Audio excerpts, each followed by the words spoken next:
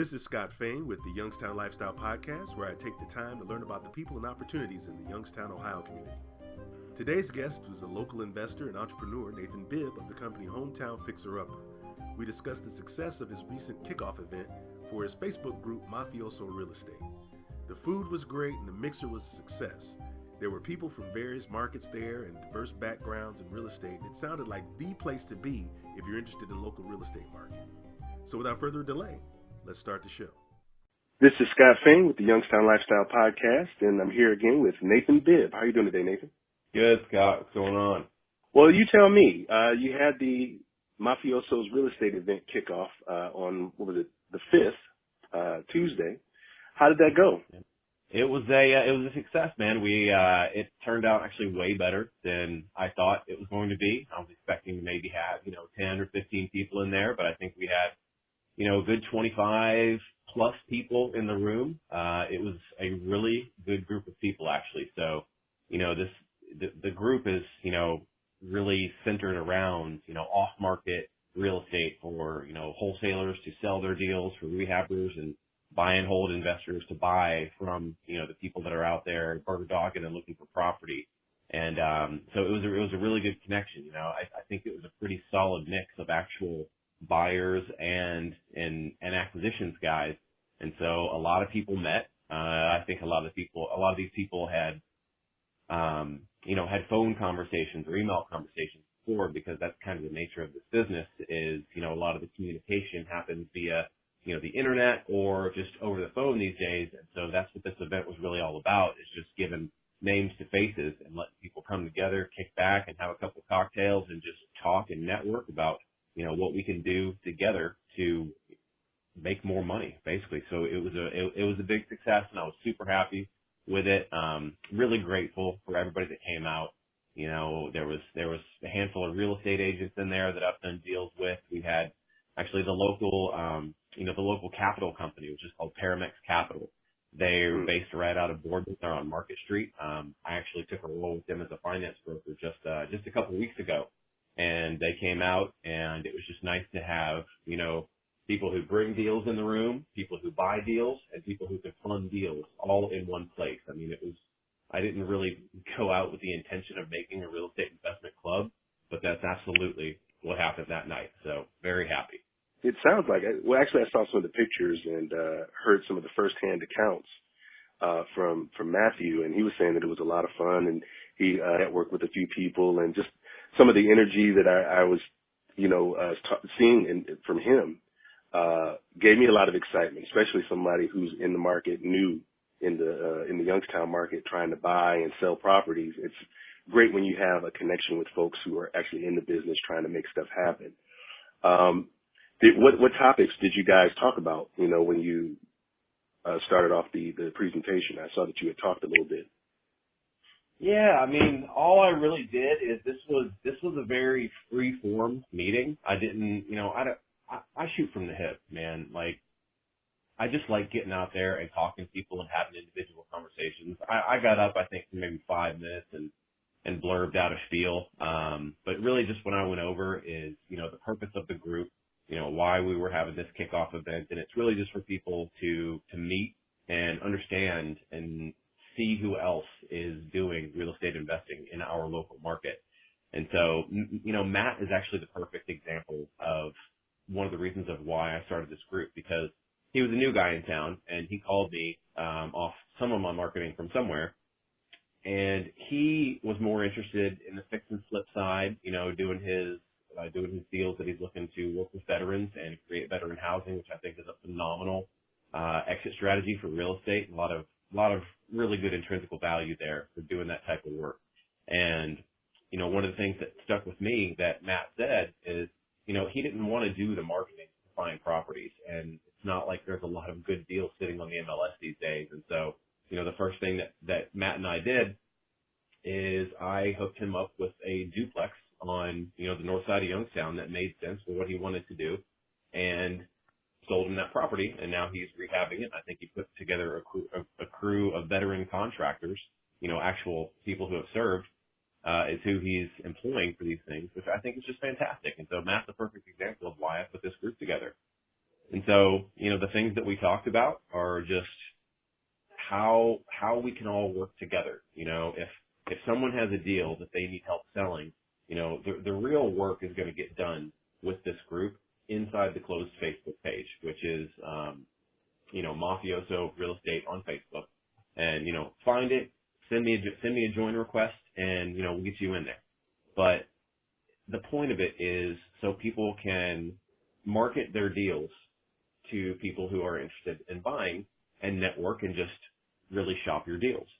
And so I just kind of talked about, what the point of the group was. I kind of featured the guys from Paramex Capital a little bit because that's one thing that we, as real estate investors, we really need is we need that creative financing piece, because it's not like a bank is going to lend you $100,000 on, a house with a bad foundation or a leaking roof, or, that's 60, 70 years old and needs a $40,000 renovation. And so I wanted to bridge that gap for the people that, like the lady that's sitting on her couch watching HGTV and her husband, is a construction worker, and they're like, oh my gosh, we should flip houses. Funny, we don't have any money. They need to understand that there are avenues of people that finance this as their business. It's not just trying to go to a bank or leveraging your personal real estate and potentially going full on broke by leveraging your HELOC to buy a house. So there are funding arms that do this as a business. So bringing everybody together, let them know how to do it, just making the connections.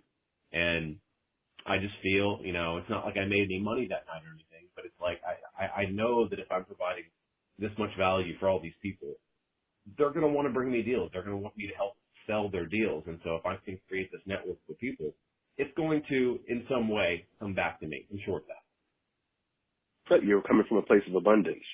That's one of the things when it comes to, I was just listening to Tony Robbins last night, and that's what he was talking about is there's resources. We all have resources that we can use to do things. And when you're talking about from a bank's point of view, and that's actually an ad I used to put out when the bank tells you no, you want to go to the seller investor or the person who's willing to take a chance and look at you a little differently than a bank will. A person's going to be a little bit more just human, look at you not as a number, but as a person, look at the deal individually. And it's like using your resources versus being resourceful, and if you're being resourceful, you're using different parts of your brain to come up with some ideas and trying to make something happen with it. I'm sorry, that's asset lending, which is the difference between banks and quotation fingers hard money. Is they're not just looking at your credit score, they're not looking at your personal finance. They're evaluating your personal wherewithal to close this deal and fix it correctly, because they know if the house is worth $100,000 and you're getting it for $60,000, they know that they're in a safe position. So that's the difference between banks and creative financing is it's asset based instead of, personal or credit based, which is important for people to understand. Right. And speaking as a person who has lent money, as a land contract owner, selling to someone on land contract, just having that one-on-one personality with, that one-on-one relationship with the person where there's an understanding, it's different. There's different things. You can be lenient when it's a lean month or something like that, when you know the person and you're working with them on a regular basis, and they want to pay you. The person that the right person that you're working with. You do your due diligence before you get into the deal, of course, but when you're working with somebody that wants to make the deal happen and you both are on the same page, it can be a really rewarding experience. And I've had a lot of good experiences with land contracts and things like that, being the banker. Absolutely. My question to you was about joint ventures. You mentioned that on some of the literature that I looked at from the night. Just out of curiosity, what are you looking for as an investor if someone wants to partner up with you to do a joint venture? It's funny. That's literally the reason why I had to push back this call 30 minutes today, because I was coming back from the gym and I got a phone call from, one of my We Buy Houses marketing ads, and it was a younger guy who was, desperately interested in, he called because of my We Buy Houses marketing. So he had a property in the area that he was wanting to sell, and then I kind of, through the conversation, picked up that he was like, and there's another one that I'm thinking about selling. And I just kind of got the feeling that I think this guy's trying to wholesale this. And so I just peeled the onion. I started asking those qualifying questions, and I was like, this second property, do you own this? And he's like, well, I'm going to meet the lady on Monday. I was like, okay, so are you planning on wholesaling this property? He was like, yeah. And I was like, hey man, it's fine. Like, I'm in the real estate game. I understand wholesaling. Like, and that's something that I do. And I ended up talking to this guy for 32 minutes sitting on the side of the road. Like, I just pulled over and had a long conversation with him because I could tell he was newer. And it was the perfect scenario of someone that is newer that doesn't understand how an assignment of contract works, or how how an assignable purchase contract works, or how the assignment of contract document works, or working with the right title company, or telling the seller, your intentions, because you don't want to be, you need to be upfront with people and tell them what your intention is, because there's a reason they're calling you buy houses guy versus, calling a realtor. There's always a reason. Either the house needs too much work, or they need to sell quickly because they're moving out of the area in 30 days. There's a reason, or they would just go the standard way and contact a realtor. So you have to be able to identify that. And so as I'm talking with this guy, I turned this person that wanted to potentially sell me their property into a joint venture client on this wholesale deal. And so, for example, he was like, I was like, let's just be honest here. I was like, what are you going to have the property under contract for? He said $15,000. I was like, in that area, you could probably sell that property for $25,000. That's kind of one of the magic numbers around here that rental property buyers are looking for. And I was like, here's what we can do: is if you don't have all this stuff set up, you've never done a wholesale deal, odds are, man, you're probably going to blow the deal somehow, because I blew, I don't even know how many deals, because I didn't know how to talk to people. I didn't know, they don't understand this. Sellers do not understand how this works. You have to be able to, in a very, educated way, educate them on what's going to happen and how their property is going to be sold. And so that's where I provide the value for that person. Is I was like, listen, guy that called me, let's joint venture this thing. It sounds like there's about $8,000 on the table to be made. I was like, I like half and half deals. I was like, you bring the property, I'll bring the sale. We'll split the $8,000. We'll do $4,000 a piece. And that might be as simple as a couple phone calls from me. He can run out, he can do the due diligence, he can do the property inspection sheet. These are things that I can provide him all with, so he can have, an accurate 5-page description of all the issues or all the features of this property, and, go out and take the 100 pictures.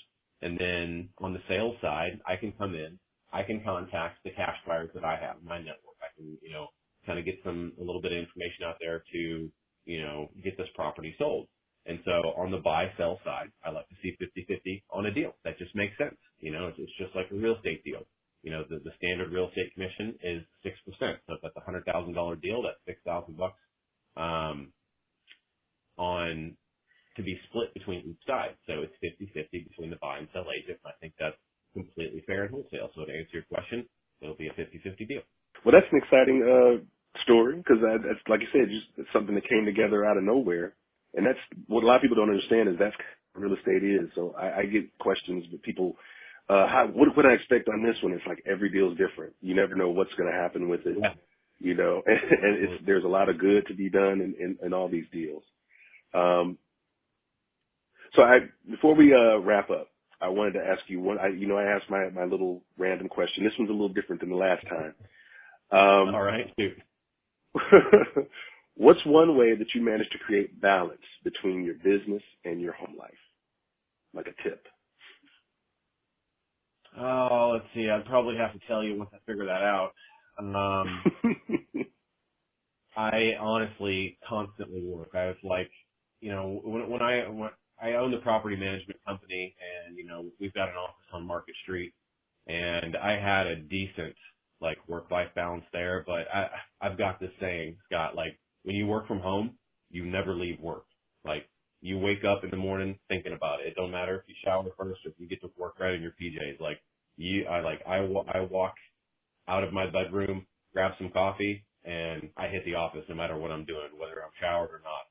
And I go until I just can't go anymore. And sometimes I just force myself to cut it off. But, you know, when you work from home and you run this type of business and your phone's ringing, you know, like there's, you know, local property management lady used to say, hey, you know, my cash register's ringing. And so in this type of business, it's hard to stop sometimes. And people often don't realize the amount of work. Like, everybody gets into this business because they want that passive income. They want that mailbox money. They want that easy money. There are so many different pieces of this business that people just don't understand. It's so time consuming, but it can be lucrative. And, you know, that's honestly one of the pitfalls I have in my business is I'm not good at hiring. It's something that I'm really working on, but I'm looking to pick up an assistant. I'm looking to pick up some acquisitions guys, which is exactly why I had that conversation with that guy the way that I did. And why I'm willing to do all these wholesale joint venture deals is because if I can take, you know, the finding of the deals off my plate and just kind of move over to the sell side, that'll free up a lot of my time to do more deals, even though I'm not getting, you know, as much of the cut. You know, instead of getting a whole grape, I'm getting a piece of watermelon, right? But I can do more of that and help more people, and I can meet more people, and I'll have more deals and better opportunities that I can cherry pick from brought to me. And that's really what this thing is all about. So work-life balance, hell, dude, I don't know. I don't have it. Well, I'll appreciate your honesty, because I know exactly what you're talking about. I get up and I look right over at my desk and I start moving over to it, and you're always working. Like you said, when you work from home, you never stop thinking about it because it's always there. But it's good to try. It's good to break away when you can. Meditation too. I that in the morning. That seemed to help a lot to kind of clear your mind and just kind of make things a little bit easier throughout the day. Just that minute or 10 minutes of quiet every morning, just to concentrate and just be free of thinking. It's a wonder. It does a whole lot of good for you. But anyway, I thank you again for talking with me. We'll do this again before you get to the next kickoff event. You know, the next event with the Mafioso team, because it's going to be a really big team. I can tell. Awesome, man. Well, I appreciate the time.